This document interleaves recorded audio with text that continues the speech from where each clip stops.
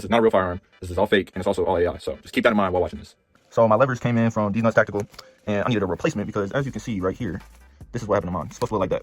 So even though it's metal, it's still snapped in half. But we still got our safety selector, push button, rounded detent, and these. And I already got my cut trigger. This one's not cut. I still got the pre-cut one in there from last time. So you can actually use your pre-cut trigger with or without your super safety, and it'll work just fine.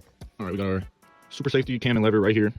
And like I said, the pre-cut trigger is already in there. So you'll just take the spring and the disconnect and what is it, your trigger spring and the spring that goes right here. You're gonna reuse both of those. So those are just gonna go on this the same way that they came off. Make sure it is not backwards, because if it's backwards, your Nerf gun is gonna start doing all types of crazy stuff. So make sure that before you do any of that, the spring goes on the way it came off.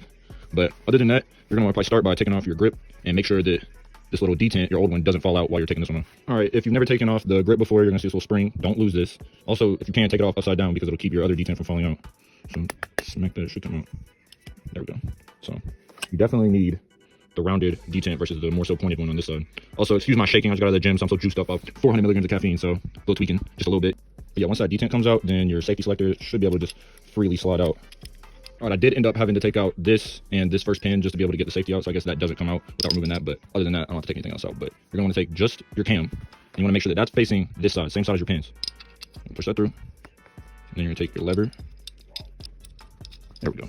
All right, so you want your cam facing this way, and you want your lever facing this way. And then we're gonna go ahead and reinstall this right here. All right, guys, I'm by no means an expert. I just spent, like, not even gonna lie, 25 minutes messing with this to get in there. But nonetheless, it's in there. So you do end up having to take probably your whole trigger group out and hammer out. But, you know, do what you gotta do to get it in there. But once it's in here, you wanna put that shortened rounded detent in this hole right here, along with your spring and your grip. And then we'll be able to do a function test in a second. See, this is what I go through on YouTube just to help y'all out, bro. That hammer fucking got my ass. But yeah, we got it on there. So I'm gonna get a little something to put in between here so I can show you the function test without cracking my receiver. And then we'll move on from there. All right, once you get to this point, so if you don't know how your safety works, all the way to this side is safe. Oh, just kidding, that is not safe. Okay, all the way to the left is safe. So can't do anything, right? Push that all the way to the right. You're gonna have semi. So release, reset, pull. See, not functioning. But whenever you put it in the middle, put it in the middle position, pull, set your hammer back, rotate your hammer, and your lever, send it forward, boom. Send it back, send it forward. As you can see, my finger is moving every time, just forcing the trigger to reset. So you can go ahead and throw your upper on there, give a little bit of dry fire test, see how it works.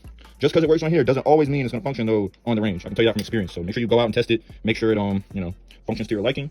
But other than that, it's going to be short and sweet. I just wanted to show y'all how to put this in there on your fake imaginary Nerf gun. And yeah, because it was requested by a lot of y'all. So let me know if y'all got any more questions on how to operate, how to put it together or whatever. And I'll do my best to help y'all out as best as I can. But yeah, that's gonna wrap up today. Hope y'all enjoyed.